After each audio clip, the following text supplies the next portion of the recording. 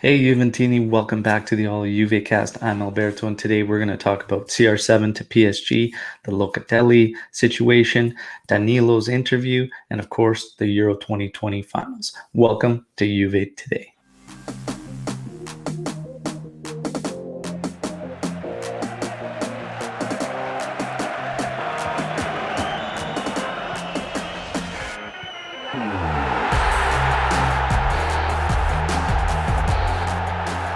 All right. So a little bit of a slow news day, but some interesting things to discuss nonetheless. We'll kick it off with a friendly that has been set for August 8th, and that's going to be between Juventus and Barcelona. So there's another friendly that's been set up. We knew Allegri wanted to play some of the bigger sides in preseason. So there you have it. August 8th, we'll have Barcelona versus Juventus in some preseason action. Moving on, Juan Cuadrado. Juan Cuadrado, now that the Copa America for him has ended, will be extending his contract with Juventus very, very soon. All right, so that's on the docket. Locatelli. Do not expect anything for Locatelli to be completed this week, and that's simply due to the fact that the Euro 2020 finals will be on Sunday. So I don't expect anything to be finalized. Don't let this deter you from thinking that Juventus is going to lose Locatelli. It's just a fact that both teams, Sassuolo and Juventus, have said for a while they were going to respect the player's wishes while he was away at the Euros. So there you have it on that front with Locatelli. CR7. CR7 apparently has PSG ready to make a big offer. Jorge Mendes and Leonardo from PSG, of course, have met and they're ready to put in a big offer apparently for Ronaldo.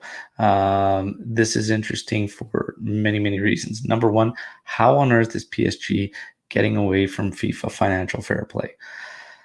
For the fans, right? They've already gone on a spree of players, and it's looking like they're just absolutely going to be loaded, stacked and loaded next season. Now, for those of you that don't understand how fair play would work, it's essentially the dollar amount of revenues that you bring in. Okay, so you can only spend as much as you bring in from revenue. How much could they possibly have brought in from revenue since the pandemic? All these teams are suffering and in the same boat.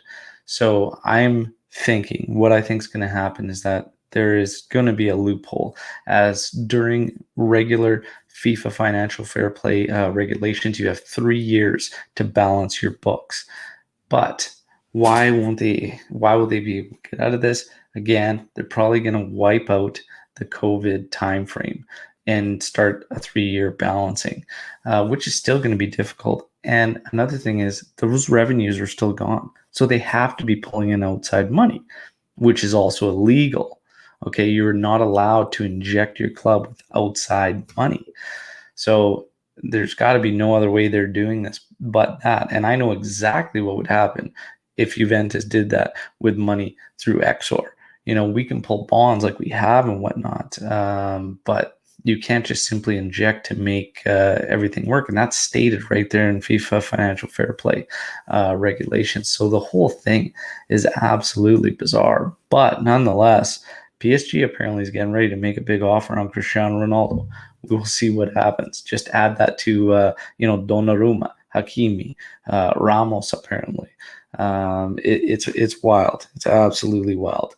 In terms of CR7 and going to PSG and whatnot, Danilo, on the other hand, defender for Juventus, has had an interview. He was speaking about his time with Juventus and Serie A in general and whatnot, and said a lot of good things about the league and how hard it is for forwards to score in the league. The avalanche of goals that Cristiano Ronaldo brings you, the fact that they're dear friends, and he'll be with us next year, and he's big for Juventus. So maybe Danilo knows more than any of those reporters and anything that's out there, and he's saying that CR will be with Juventus next season. Let's see what happens. Last, certainly not least, the Euro 2020 finals are set. It's going to be Italy versus England. Unbelievable. We've been following the road for the Azzurri through the All Juve Cast channel, and now it's made to a final. And of course, England now. England. It's coming home, apparently. How does something go home if it's never been there? You tell me. But here we go. Big final coming on Sunday.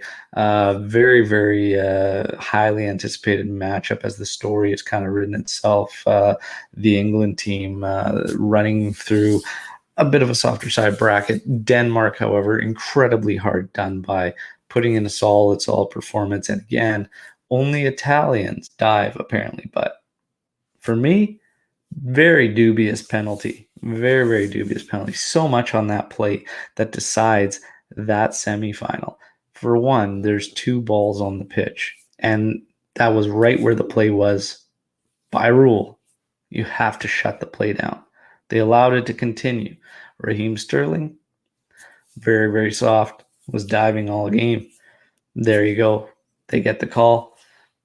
Harry Kane finds a way to put her home, and England makes it to the final. I want to know who you're supporting in that final between Italy and England, and what you think is going to happen. Your predictions. Drop those here. It's going to be very, very exciting, though. We will have a live match day live, so you can join us in the discussion as we preview that Euro 2020 final right here Sunday morning. So make sure you stay tuned and don't miss out on that. Thanks everybody for tuning in. I'll be back tomorrow. I'll keep you posted on all Juventus news, and I'll have a lot of exciting other videos coming up very, very shortly in terms of Juventus content. So like the videos, comment here. I love hearing all your opinions, and make sure you smash that subscribe button. Forza Juve, fino alla fine. Ciao.